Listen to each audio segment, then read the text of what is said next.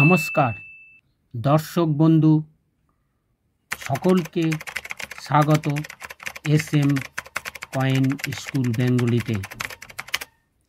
আজ আলোচনা করব 1 পয়সার তামার কয়েন নিয়ে। যে কয়েনটা আপনারা এবং আমরা অনেকেই হয়তো দেখিনি, আবার অনেকেই হয়তো দেখেছেন। আমাদের বাড়িতে যারা দাদু দিদিমা ঠাকুমারা আছেন তাদের আমলে এই কয়েনটি চালু ছিল। এই কয়েনটি এখন হয়তো বাড়িতে খুঁজলে আপনারা ওই দাদু দিদিমা ঠাকুমাদের কৌটো বা সিন্ধুকে হয়তো পেলেও পেতে পারেন।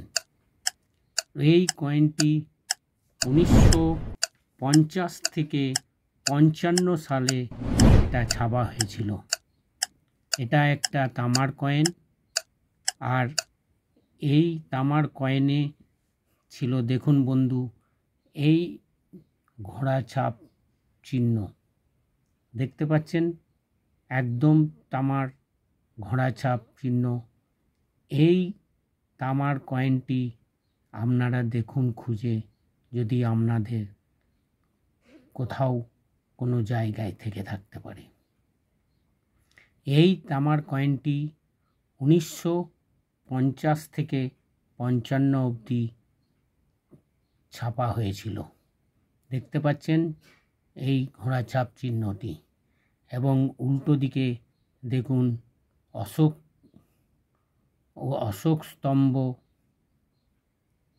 অশোক স্তম্ভ এবং গভর্নমেন্ট অফ ইন্ডিয়া লেখা আছে।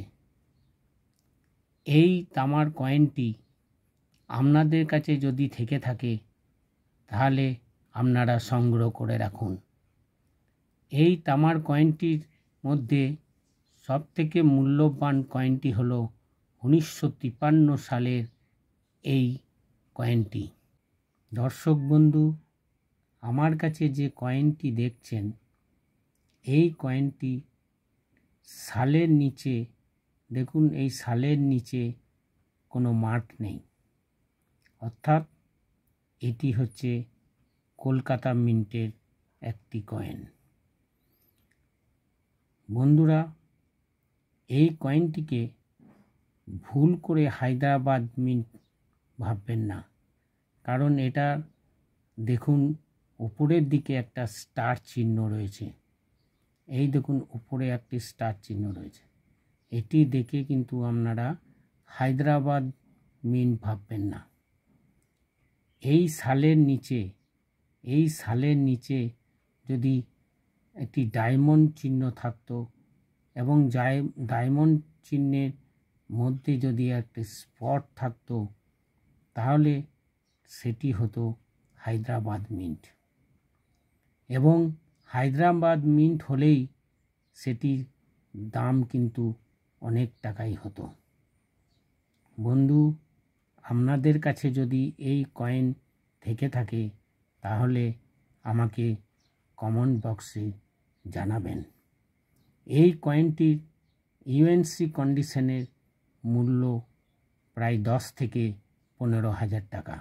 এই কয়েনটি যদি একটু কন্ডিশন খারাপও হয়ে থাকে তাহলেও কিন্তু এর মূল্য 8 থেকে 10,000 টাকা।